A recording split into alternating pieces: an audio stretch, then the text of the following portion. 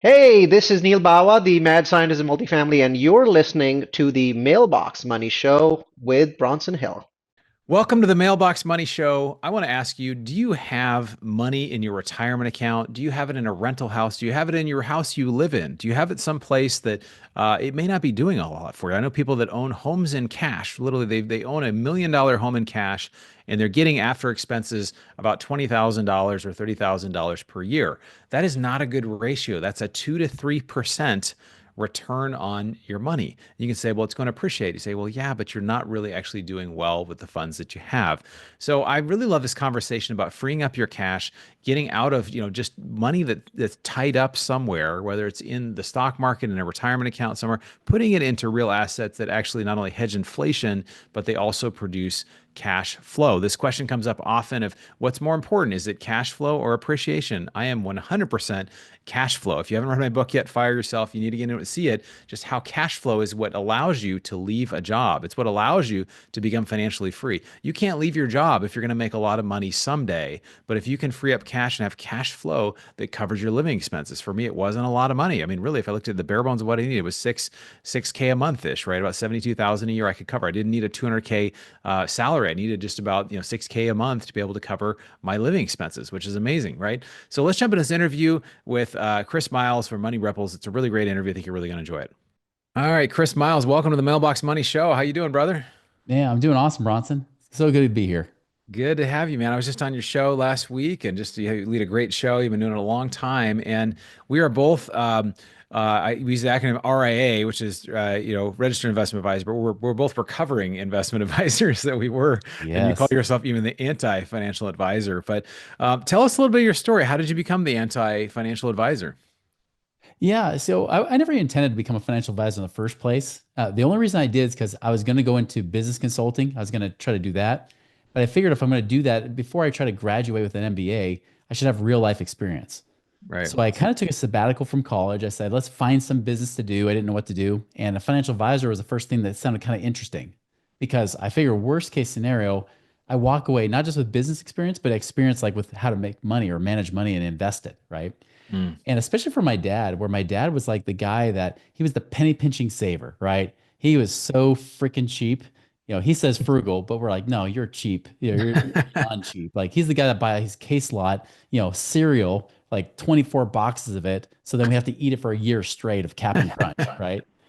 Um, and so I did it for him because he would always say, even though he'd always say, save everything or whatever and spend nothing. The big thing was that got me was he always say, my job's gonna kill me. Like the stress from my work will literally kill me. I will work dying. I'll die working, right?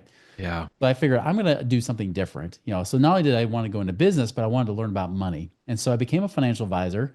Actually liked it. I liked learning about money and investing and things like that. So I actually never finished my degree in college. I never finished it. I was one paper shy of getting my bachelor's in sociology and with a business focus. And then I was like, okay, well, let's just be an entrepreneur. I can make way more money here, and I like it. Well, 4 years in, as I'm a financial advisor, my dad says, when are you going to advise me? Hmm. And so for the first time in my life, because he would never share anything about his money, because he always thought people were trying to steal money, right? So he Right. never trusted anyone. But then he decides to open up his books and show me what he's done. And so I see for the first time, like he's got his house paid off. He's totally debt free. He paid off his house in like 18 years. So Wow. this guy was like the Dave Ramsey dream come true, right? And then he also like stuffed money in his 401k, getting the match from his employer and everything for years. Yeah. And this was 2005, by the way, when I'm sitting down with him. And so I'm looking at his money and he's like, yeah, Y2K was rough. Those tech stocks took a dive that affected my retirement, but now it's on it's back up again. And I looked at it, I said, Dad, you're 61 years old. If you want to retire today, you're going to need to die in about 5 or 6 years because that's when you're going to run out of money. Like, all right, Mr. Sunshine, thank you so much for that. What do I do? I don't know. You did everything right from what I teach as a financial advisor. And so I walked away really bothered by that because I'm like, well, you got a paid off house, but I wouldn't suggest cashing in, doing a HELOC on your house and investing in the market because one, that's illegal. You can't do that. You've literally signed disclosure Yeah. saying you're not going to borrow money to put in the stock market. But then two, on top of that, I couldn't guarantee he wouldn't make money or lose money in the market. Yeah. And so I walked away pretty much upset. upset that I couldn't help him the way I wanted to. And a few weeks later, I'm talking with a friend of mine who I trained to be a financial advisor, but then he quit to go do real estate investing. Yeah. As I'm talking with him, and I'm thinking like, maybe I can convince him to come back to work for me because I guarantee that real estate thing didn't work out. It was the opposite. He comes back, he says, Chris, my life's awesome right now. He's like, my dad and I have partnered on some real estate deals, and we've now doubled his income as a professor at the local university. Wow. I'm like, wait a minute, you've been doing this like 5 months. Come on, that's too good to be true. There's no way that's possible. Yeah. Right. He's like, well, Chris, how many of your clients are financially free where they don't worry about money? Like, well, they all worry about money. They all worry about like running out of money too soon or outliving their money. It's like, okay, great. How about this? How many of you guys as financial advisors are financially free, not off the commissions you're earning, but actually doing these same investments? Yeah. And I thought about it. I was like, there were guys in my office working since the 1970s and still they couldn't quit either. Yeah. So I said, well, none. I don't think any of them can retire. There's your problem. Yeah. And so that got me kind of looking more into like real estate investing. And he was doing more stuff with like flipping and doing things like that. But when I realized it wasn't just flipping, there were even passive ways to make money too. I started getting into that. Eventually I couldn't make the two worlds mesh. I realized I could either stay as a financial advisor, just put my blinders on and ignore truth, or two, I can keep my integrity intact and quit. So I chose the latter, kind of like you did, right? I just said, I'm out. I'm not doing this anymore. I'm just gonna, be a mortgage broker because it's 2006 by this point. So being a mortgage broker was easy, like 2021 was. And then I'll just, teach ballroom dancing on the side. And so I was doing that, but then I wanted to learn again how these guys were doing it in real estate. So later I started learning how to do that, even learn I could lend my money out to these guys and then make money off that. And so later that year in 2006, I was able to retire when I was 28, almost 29 years old. And I was like, dang, that was way easier than I thought. Like I was hoping and praying I'd save enough of my mutual funds to retire by 40 or so, right? Yeah. And here I am, 28 years old. I'm like, well, now what am I going to do with my life? And of course, you do something crazy like that. People are like, wait, you're retired? How's that possible? They all want to learn. So eventually in 2007, I came out, started coaching people how to do that kind of thing. And even went through the mess of the recession, went from millionaire to upside down millionaire. So I went over $1 million in debt, dug out of that hole. I was able to retire the second time, do it again by 2016. This time I've made it last, right? I haven't messed it up this time around, but yeah. Well, no, there's so many things you shared that are so good. I think, I mean, what you shared is true. I mean, most people, they can't retire. I think the average person has $0 saved for retirement. And like, if you average up the people that have money, it's like not, I don't know, it's like less than $100,000. It's very minimal that people have saved up for retirement. And a lot of times, with stocks, it's like, there was a time when the market crashed between, this is a long time ago, 1929, the big crash went down 89%, didn't come back to where it was until 1954. And that doesn't take into account inflation, which would also devalue dollars. So, if the market crashed now, I mean, in 25 years, a lot of people wouldn't be, how would people live? Like, I just think we're taught these things that are just not true. And like, you start looking at them, you start reality checking them, and you're like, well, hold on, like I invest in stocks and then what happens and how do I actually make money? And like, like it's hard unless you have dividend stocks, or even then it's like, to actually have things that actually pay you money versus these other like real estate or alternative strategies. So that's what you started doing. That's awesome. So for you, obviously, I've talked to multiple people too that had something like that, where they had a time where they made money, lost money, made money, like they had times back and forth, but you learn every time. So I think it's regardless, everything is learning. And so I think a lot of people really undervalue financial education and what it takes to really become a good investor. And Warren Buffett even says the best investment you make is in yourself, right? That you actually invest in yourself. So what are some things that, like, I guess some of the lessons that you learned or that you see most people need to learn, that they don't kind of make the connection between, oh, I actually need to do this, and here's actually the way to be able to create financial freedom? Yeah, I think the biggest thing is look for evidence, right? I mean, that's the one thing my dad did teach me. He always don't take people's word for it. Like, look to see if it's actually true. And so like when my friend pointed out, it's like, well, how many of your clients are free? How many of financial advisors are free? Well, there's your answer, right? Yeah.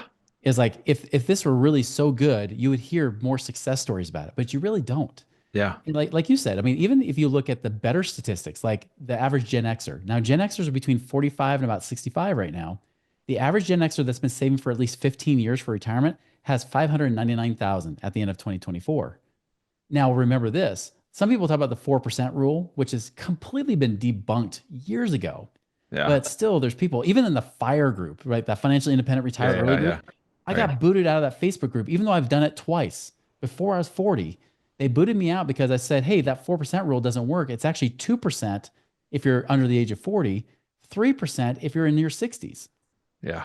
And because that number for the 4% thing came from doing the stats from 1926 to 1976. And this is the amount of money you need in the bank. You need to be able to withdraw 3 or 4% per year, or 2% per year from your retirement account to have it not go down, right? Yeah, and not run out of money, especially with inflation and everything else, right? Yeah. So they said, hey, if you only pull out 4% a year, well, then you'd be good. Well, that was true. With 1976, remember, the gold standard was just taken off. Inflation skyrocketed after that. We've now had higher inflation by far since then. In fact, even real estate prices skyrocketed a lot more since 1974, right? Yeah. We have more inflation. People are living longer. So therefore, when you see the stats now from the actual companies that are reputable, they'll say, no, it's more like 3% if you're age 65. It might say like 3.2, 3.3, depending on the year, but it's about 3%. So that means if you happen to save up, say you're the average Gen Xer that's 65 years old and you have $600,000, what's 3%? 18,000 a year. It's $1,500 a month. And then you pay taxes on it usually. That's the problem, right? So people have got to realize that, one, that's a big lie about, the 4% rule. Two, there's a lie about inflation. Inflation is way higher than the government says it is. Therefore, we have to outpace it more, right? It's not 3% or 2%. Let's be honest. Even when they say, like, based on the government stats, that we've only seen a 40% inflation increase since 2020. But you ask anyone, like, look at your real life, look at evidence. What part of your life has not doubled in cost since 2020? Well, and plus they haven't said. There was one time officially inflation was like 9%, but otherwise it was like one summer of 21 or whatever that was, and then other time it's been like between like 3 and 5 or 6. It's kind of been in that range, but it's like that's not even possible. Like mathematically, it's not even possible that inflation is what you say it is and prices are what it is. Like it's just not even possible. Exactly. So we know that that's a bigger headwind than 3%, whatever people model out. By the way, when I was a financial advisor, and maybe you get this too, I would model out 3% a year. Yeah. But then when it gets so depressing, I would change it to 2% a year just to make people feel better. Even if they're in their 20s, starting to save, putting away like $500 a month or whatever, right? Well, and that's why inflation hedged assets are so much better, or being able to hedge inflation, right? It's like using inflation to your advantage versus getting paid. And you're right, stocks don't keep up. A lot of other things don't keep up. 100%. And that's the other thing. Stocks, though, the average of the S&P 500, right? I mean, how long have we been taught? It's been like between like 10.4 for large cap, 12 point whatever for small cap stocks, right? So everybody always says 12% is the magic number. And I taught it. But I actually just showed people just a few weeks ago, just early April, I showed them, where I said, hey, if you look at the 30-year from April 1995 to April, 1st of April of 2025, the average is actually 8.03% of the S&P 500, 8.03. Yeah. It was 8.74 a couple months ago, but with that recent little drop that we saw in the market, it just demolished it. Like it demolished that average, right? Plus, it always depends on when you get in, right? Like whatever it shows based on the beginning and end.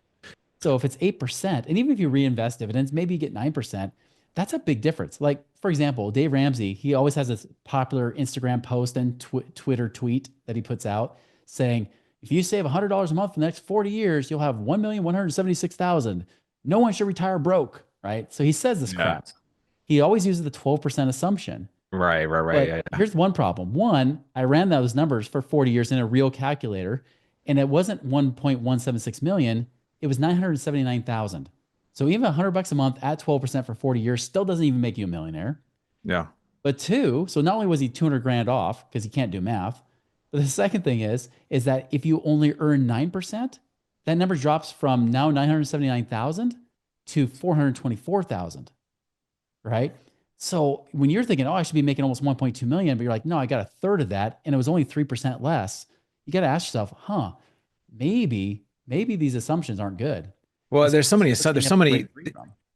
issues there too, because like what's the purchasing power of that going to be? It's going to be a third of what it is now. So it's like, you look at like all those things. And then secondly, Tony Robbins had a book called Money Master the Game. I talk about this in my book, where he says that, people look at, what it takes to actually, to invest in passively in mutual funds. There's these like time dated Mhm. products they put people into. You have the 2050 fund or the 2030 fund based on your age and whatever. So let's say the fees are 1.2%, but he said there's all these hidden fees like Yeah. administrative fee, drag fee, exchange fee, marketing. But what are these even? What are the fees? A lot of the advisors don't even know that they're there, and legally they don't have to explain them. They don't have to expose them. So typically the fee is actually 3.2%. And then plus, if you have a money manager, they're typically taking another 2% on top of that. So then Right. your fees are actually around 5 or 5.2%. And I think I mean, if you look at volatility, you include volatility as well, where it goes up and down, whatever, you're probably more like 6 or 8% before you remove any of that. So it takes away most of people's stuff, and it becomes a savings account. And if people really need help to Right. save, then that makes sense. But like, it's really not a great investment. But it's like you start talking about this stuff, and people think you're crazy. But it's just because Wall Street Mhm. spends billions of dollars advertising this is what you should do. What do you think we can do to, like, I guess as educators in the space, to, I guess we can just keep doing what we're doing. But Yeah. what can we do to kind of change how people see it? Because it just feels like it's like people are in the matrix, right? They're just doing this thing that's like you're not even living You're life. indoctrinated. Yeah, Yeah. exactly. Yeah, it's like financial dogma, isn't it? Like it's Yeah, almost like a religion it for is. people. And it's a sacred cow. I mean, if I talk about 401k and the match, oh my gosh, like do I get those comments on YouTube all of a sudden, right? Because Yeah. like you were just talking about those fees and stuff. Well, I looked at Fidelity, their real fees, like it's like on their target date retirement funds, which by the way, 86% of millennials use target date funds. Well, Wow. guess what? They underperform. When I looked at the last 10-year performance, I compared it to Yeah. the S&P, it Always underperform. underperformed by 2.1%. Yeah. But that's before those fees come out. Even if you take Yeah. the minimal fees of 0.75% that comes out of those, right? That means it's about 3% difference. And Yeah. so I even show people like on my master classes stuff. I was like, look, if you invested just in the spider fund, the SP 500 by itself, versus getting 100% match on your 401k, look at the difference, and you'll see that the bad performance of the mutual fund in the Fidelity 401k, those target date funds, literally the match only makes up for it. In fact, it still falls behind the actual S&P 500 returns. So all Wow. I'm doing is getting that match to pay for bad performance of bad funds, right? That's crazy. And so that's always the first thing is waking people up to it. But then you got to give them a hope, right? You got to give them some answers. Yeah. And that's where I tell people like instead of compounding interest, which is what they always say, you know how they always misquote Einstein? They always say Einstein always says compounding interest, the eighth wonder of the world. Look it up. Einstein never said it. Yeah. Financial companies and financial advisors and companies will quote it all the time. They So quote will network Einstein when he marketing didn't even companies. say it. But he never said it, right? That's like Yeah. that's like Abraham Lincoln saying, "Yeah, everything I learned was from the internet." Like Yeah. Yeah. Yeah. Right. it's Blinken. it's Yeah. like that. I actually saw a financial advisor. I actually presented for a real estate group just recently. I was out there in Florida. I presented and I started teaching about all these lies and even more that we're talking about on the show, right? And I didn't mention that whole Einstein quote thing, but I could have because I could have said like, yeah, Einstein never even Yeah. said it. He talked about compounding numbers, but he said nothing Yeah. about money, compounding Yeah. interest, Yeah. Yeah. nothing. People Yeah. took that they twisted it to make it their own. Well, then what happens right after I sit down, a guy walked Says in this. that showed up late was a financial advisor. He only saw the tail end of my thing, right? He saw a little bit about Yeah. infinite banking and about passive income. He's like, cool, that's great. But here's what I'm going to show you. He's like, look, Einstein says compounding interest is the eighth wonder of the world, and those that pay interest earn it, and those that don't pay it, or whatever, like that quote. Yeah. Yeah. I And was it's like, like you didn't even say that. yeah, he's like, no, he did not say that first part, but the second part was Ben Franklin, so like he's like Yeah. combining two people to say, oh yeah, well, a brilliant genius scientist said it, so it's got to be true. So I was like, no, that's not the case. And that's why I tell people is like, stop worrying about this compounding interest. Worry about compounding income, right? Yeah. It's how do you get your money out of prison first, right? So I teach people get lean, get liquid, and get out. Get lean just means be a wise steward of your money, like track your money. Don't just create budgets. Like that's useless when you don't know how much you're spending. Like Yeah. know how much you're spending, how much is coming in, track that money and pay attention to it. Because whatever you pay Yeah. attention towards will expand and grow. But whatever you ignore will leave you. Like if I ignore my teeth, I won't have them anymore. If Yeah. I ignore my family, they're not going to be around anymore. If I ignore my health, it won't be there anymore. If I ignore my money, it'll disappear too. So Yeah. really start to watch it, right? Start to track your money. Then yeah, you can create little spending plans and stuff too, but track it. You'll find cash faster that way.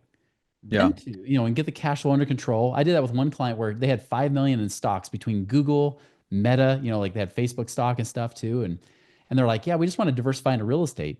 But the first thing we looked at is let's see your whole situation of income and expenses. And when we did, I looked at some of their loans. I said, hey, if we refinance your house, we could actually not only consolidate some of your debt, but we'll free up $3,800 a month. That's like 45 grand a year with nothing out of pocket.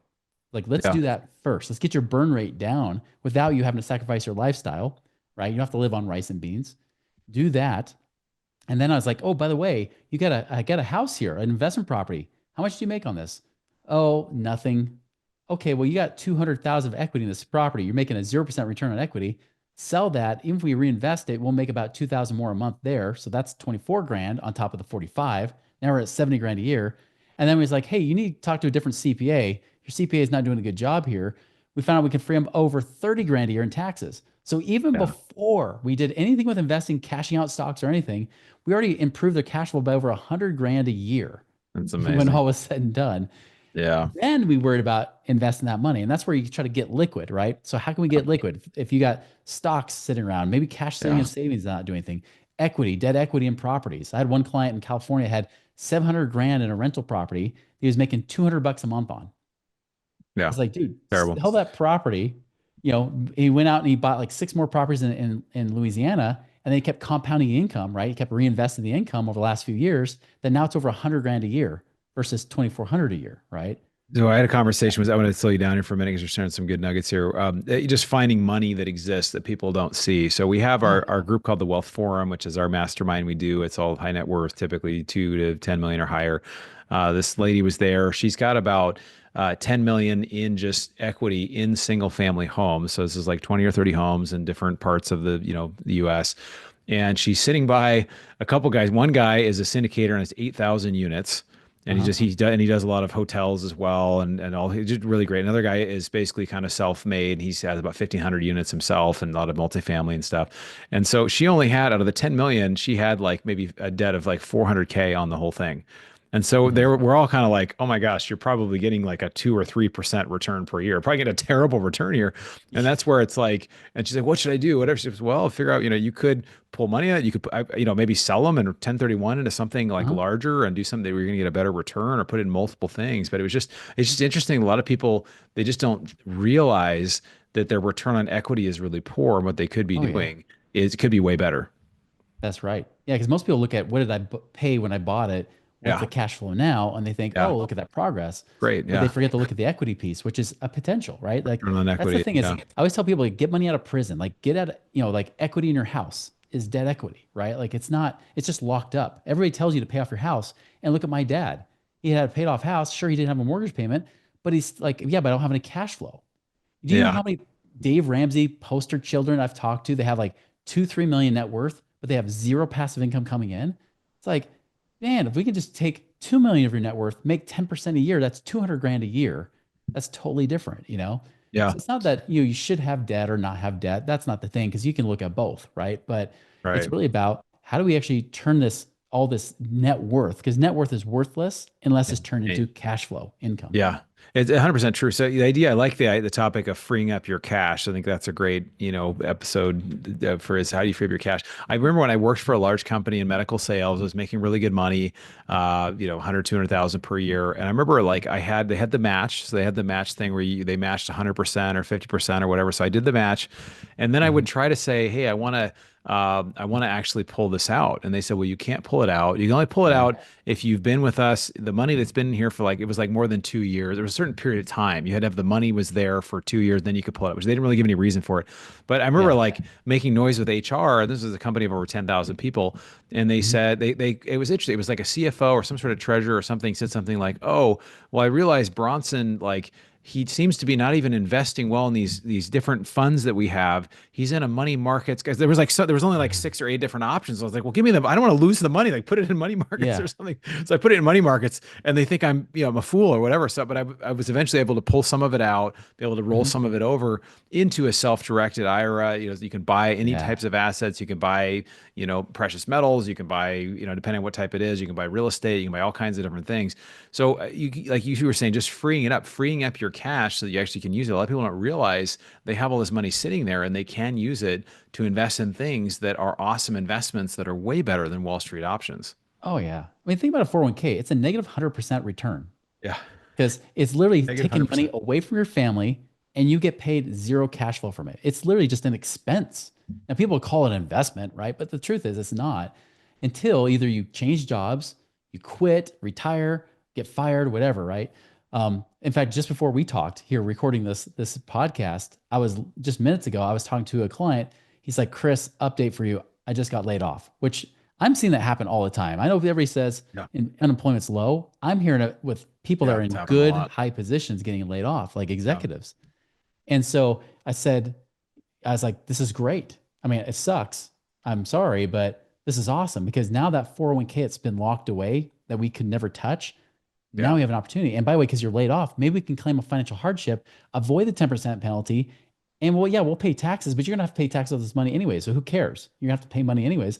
And this is the last year of the Trump tax plan. It might be worse next year. This might be your best year to get that access to that money. And yeah, we can do a self-directed IRA, but I was like, you probably need cash flow now, don't you? He's like, yeah, in the meantime. I'm like, great. What if we cash this money out? You kept a little bit in savings just for taxes. You kept you use the rest of it. We can pay off a couple credit cards here, pay off your boat because the boat was like 15 grand, but free up 300 a month. I'm like, 300 a month on 15 grand is like making 2% a month on my money. Yeah, right. I'm not gonna do a real estate deal with that. I'm like, pay those suckers off.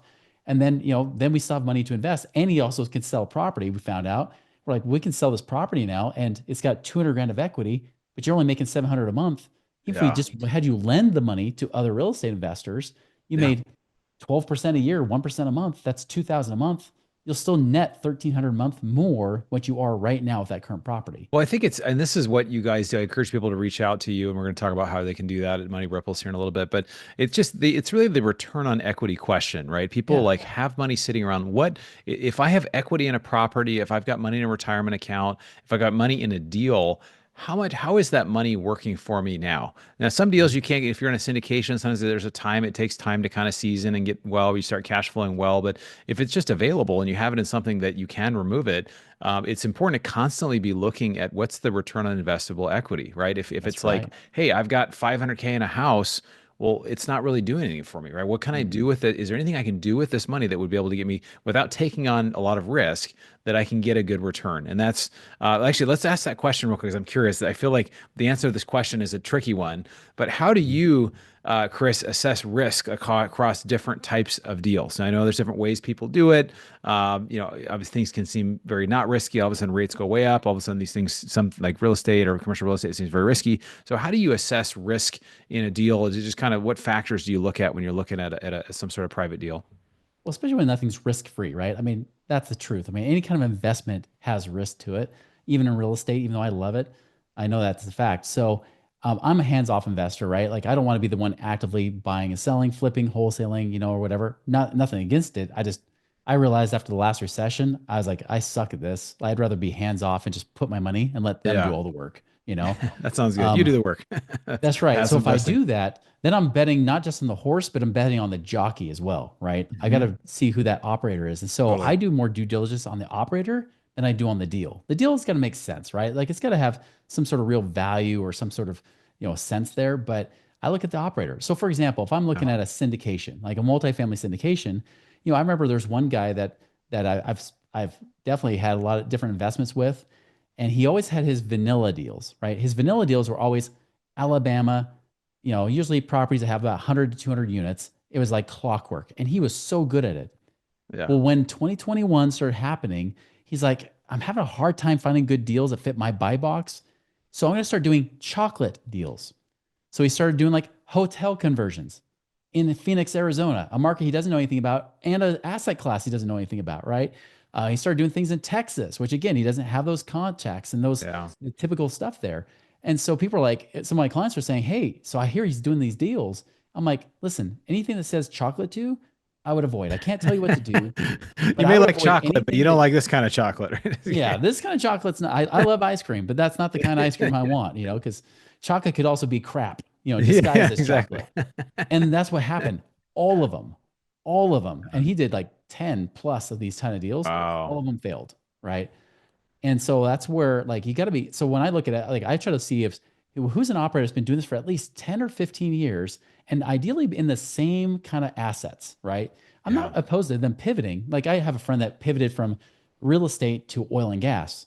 And he's a great guy, very charismatic. But I'm like, okay, cool. Once you kind of bump your knee a few times, maybe after a decade, let's talk, right? Because right now, this is you're brand new and he's all hyped up about it. I'm like, cool. Call me in 2035. you know, Yeah. um, Yeah. Yeah. Right. that's But and that's kind of it what I look for. I look for those people that have like been through it, and that kind of thing. So I look for that. I look for return of my money, not just return on my money, right? I want to make sure yeah, that it comes preservation back. of capital. Yeah. Do I have some, collateral or something like that? If I'm lending money, can it also be on title? So then I can foreclose if I have to, things like that. Yeah, no, that's great. And I think, we do some stuff. We've pivoted a little bit to go to more cash flow. I think you talked about, and that's interesting too with real estate. It's hard to find cash flow these days, and cash flow is really what helps people to, leave their job or have income coming in.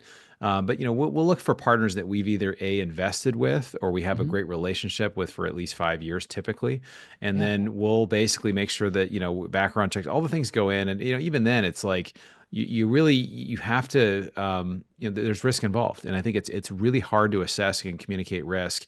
And yeah, okay, we've got one deal that's owning the land that it could be that it works out as planned as a 4 to 7 equity multiple over the next 10 years, but it could be not. I mean, there's just a lot of things there that, okay, owning the land is a little safer because you have some safety in that specific deal. But when you're doing oil drilling, you're doing other types of things. We have one that's a very speculative one in the oil and gas space that it's more of a VC type of deal. So it's just really explaining to people, hey, this is not for everybody. This is That's for right. like, if it works, it's a 10x plus. If it doesn't, it goes to Mhm. zero. And it's just making sure people understand kind of what they're getting into. So I think those are also signs of good sponsors as well. Now, I know we didn't get Totally. a chance to talk about it. We're out of time today. You do talk a lot about, we're not going to get into it now, but about infinite banking, which is about being your own banker. We've talked about it on this show before. Yeah. That's what you do. You also help people create a financial kind of like master plan, not as an advisor, but kind of as, hey, what are some things, like you said, freeing up different amounts of cash, which I think is awesome. So I just want to say, Chris, I really appreciate that you are one of the few and the proud. There's some people that are just advisors. They're taking the money. They don't ask too many questions. They're really psychology managers to manage people's psychology when the stock market goes down. And for some of us, we look at it, we just kind of see the Wizard of Oz, pay no attention to the man behind the curtain. It's like, once you see there's a Mhm. guy there who's like, it's not really this big beastly looking thing, you're like, the stock market isn't exactly what they're presenting it as, and we have to start educating people. So I love the mission that you're doing. I want to acknowledge you for that, creating money ripples, and been doing this for over a decade on this specific thing, not only what you did before. So well done. How can people reach out to you, connect with you, hear about your stuff, and hear about your services? Yeah, look up anything Money Ripples, whether it's moneyripples.com, at Money Ripples on social media, or even our Money Ripples podcast. Like you mentioned, we're in our 11th season now. So, yeah, definitely follow that on wherever you follow podcasts, whether it be Apple, Spotify, or even YouTube. Awesome, brother. Well, I appreciate you for creating big ripples in the world and in finance, and we look forward to connecting with you again soon. Same here, Bronson. Thanks. All right, we love this conversation. It was just a kind of a back and forth between two recovering investment advisors that are just saying like, hey, these are things people should consider. And this is what Chris does in his business. He helps coach people on how to free up some of these money. What we do is we actually provide specific deals. And you can say, well, we provide oil and gas, we provide real estate, we provide debt funds, we've done car washes and private businesses. But why are we doing all those things? Because we found partners in those spaces, and it really helps solve one of three problems. The first one is cash flow. That's the biggest thing right now that is very difficult to find, particularly in real estate and in a lot of deals. We have things like oil and gas that are cash flowing awesome. Private businesses are cash flowing amazing. You can buy a private business and it cash flows really well, or invest passively in a private business and it does very well. So those things are very, very important. Now, if you haven't joined our investment club, I strongly encourage you to join it. Check it out. You can go to bronsonequity.com. You can hit the join button. We'd love to see if we could start a relationship with you, and you can hear about some of these amazing deals that we're doing. And I'd appreciate you taking the time to educate yourself, because again, just these little interviews, these books you read, the rooms that you get into, those things create significant impact over time. There's this book out called The Slight Edge. If you haven't read it, it's by Jeff Olson. It's amazing. It says, if you start smoking, it will not kill you today or tomorrow or the next day, but over 10, 20, 30 years, that will have an exponentially negative effect on your life. Same with investing and same with learning. You may not make $1 million today, But over the next 10, 20 years, you're going to have this exponentially positive effect. And it works in areas of health, it works in areas of relationships. Just continue to do the things that really matter, that you value, that are important, and you will reap a benefit over time. So I'm inspired by you. I appreciate you. Thanks for taking the time. We'll see you on the next episode of the Mailbox Money Show. You've been listening to the Mailbox Money Podcast. For more free resources, articles, and videos, go to bronsonequity.com. There you can download your copy of the special report, The Single Best Investment Strategy During and After a Pandemic. None of the information shared here is an offer to buy a specific investment, and this is for educational purposes only.